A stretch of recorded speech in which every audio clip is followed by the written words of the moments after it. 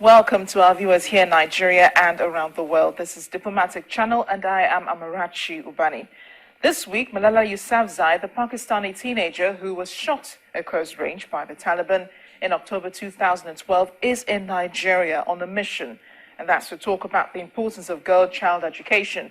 Having lived in a country where the Taliban, like Boko Haram, is against educating the girl child, Malala has become an activist campaigning for education. Over the weekend, she met with relatives of the abducted Chibok girls and even promised to campaign for the release of the girls. We're counting it to more than 90 days now since over 200 girls were abducted from government girls' secondary school in Chibok, Borno State. When I heard about the Nigerian girls that they are being abducted, I felt that my sisters were in prison, and I think that we should not remain silent. And this is my feeling, that if we remain silent, then this will spread. This will happen more and more and more. So if you want to stop it, then we have to speak. And I'm already very sad when I think that so many days has passed and these girls are still in such hard situation.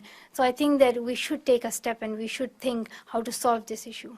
Boko Haram is they are extremists, and they don't really understand Islam, because Islam says that it is your duty to get education. So they cannot deny this fact. Now, in the first week of August, U.S. President Barack Obama will be hosting about 51 African heads of state and government in Washington, D.C. to broaden partnerships with countries across the continent. A U.S. Assistant Secretary of State for African Affairs, Linda Thomas-Greenfield, during a live at State interview, explained that the summit will not take on the usual format with long speeches and promises made, but that President Barack Obama will be looking forward to more interactive sessions with the leaders. She also explains America's efforts at finding the missing Chibok schoolgirls.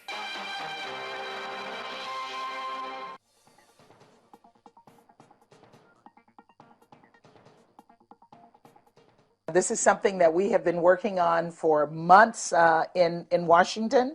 After the president was in Cape Town and he announced that he would invite African leaders to the United States to broaden the partnership with countries across the continent. So as I mentioned in my opening remarks, the conference will take place over 3 days, August 4th through 6th.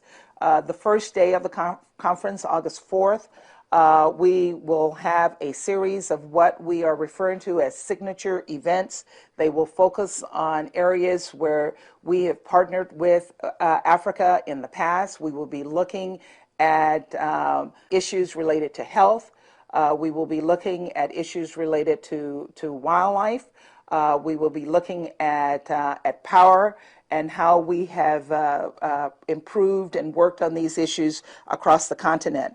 On the 4th also, there will be a series of small dinners with heads of state hosted by Bloomberg Philanthropy with the Department of Commerce, and each of these small dinners will be hosted by individual members of cabinet. On the 5th, we will have the actual CEO Leaders Forum, which will bring together about 200 companies from across Africa and the United States, companies interested in investing in Africa, and we will have some very quality engagement between these companies and African leaders. That evening of the 5th, the President will host the state dinner for African leaders and their spouses. And then the 6th is the actual day of the summit, Investing in the Next Generation. We will have 3 thematic events during that day. The President will be participating in all of these. The first will be investing in the next generation, investing in the future. The second theme will focus on peace and security. And then the third theme will focus on democracy and governance, looking at how we invest in the future in Africa. We look forward to these discussions. The President has expressed the desire that this is an interactive discussion We're not asking heads of state to come with long speeches, but we're looking for engagement, we're looking for dialogue, we're looking for an opportunity for heads of state to share their views with our head of state, and for the president to share his views with African leaders. So right now we have 51 invitees to the summit. That includes all African countries, both in sub-Saharan Africa and North Africa, except those countries that have been suspended from the AU, or countries that are not in good standing with the United States government for various reasons. Right now, the countries not on the list are Sudan, Eritrea, and Zimbabwe.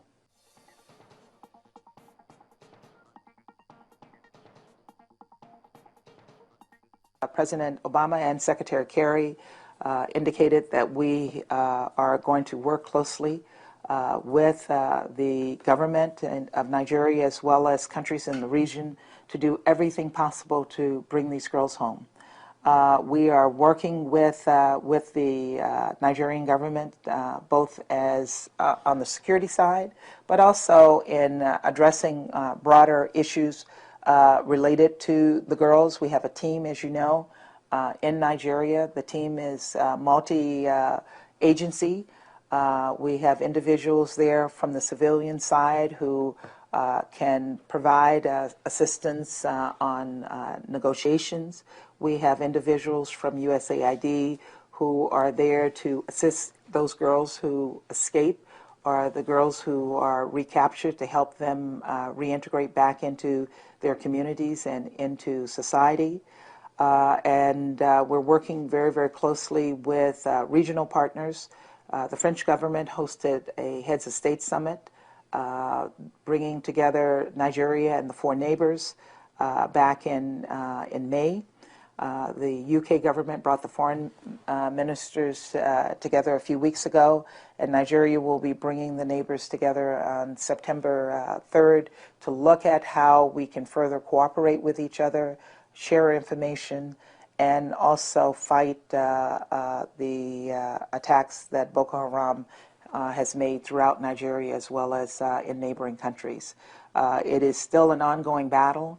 Our ultimate goal is to stop Boko Haram, to stop the kidnappings, and to bring the girls home, as well as others who have been kidnapped by Boko Haram.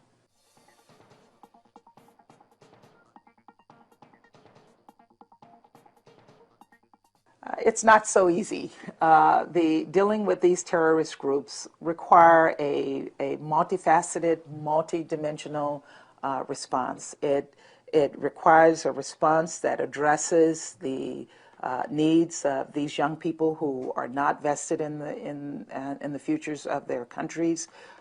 They are attracted by the extremist ideology because they have no other ideology to focus on, and this is what the Young African Leaders Initiative is about. It's about finding a way to provide for the futures of these young people, so they're not attracted to the Boko Harams of the world. They're vested in the futures of their country.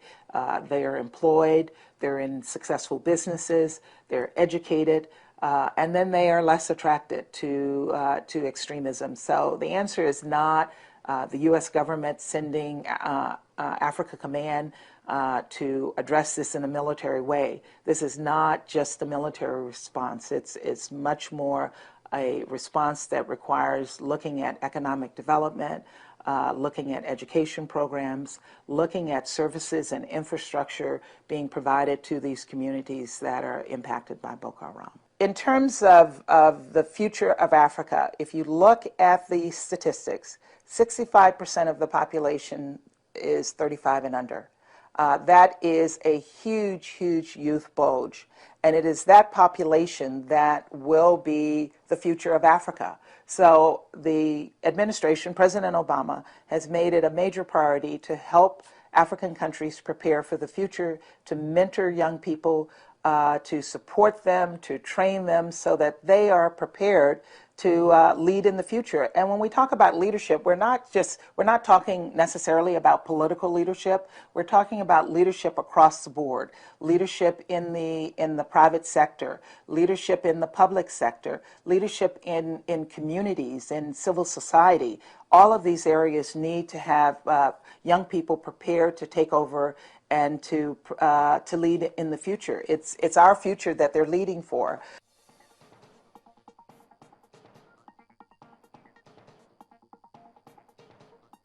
The reason we are in Somalia and the reason we are working so closely with African governments is that terrorism has impacted a large swath of the African continent. As we look at AQIM, we look at Al-Shabaab, we look at Boko Haram, there is a concern that extremism will continue to cause problems as it did in Mali, as we're seeing in Somalia.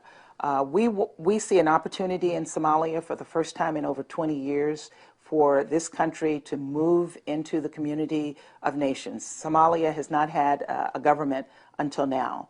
And we, among other countries in the international community, are working with the Somali government to help them try to build a society, to build a democracy that can address the needs of the people of Somalia. So as you may have heard, Undersecretary for Political Affairs Wendy Sherman's speech a few weeks ago, we have a Somalia strategy that tries to focus on helping Somalia invest in the future of its people. And part of that strategy is to have our military work with, a small cell of our military work with the Somali military to build their capacity to address the kinds of attacks that we saw happen yesterday at the villa and other attacks that we've seen around the continent. We'll take some other diplomatic news and we'll be right back.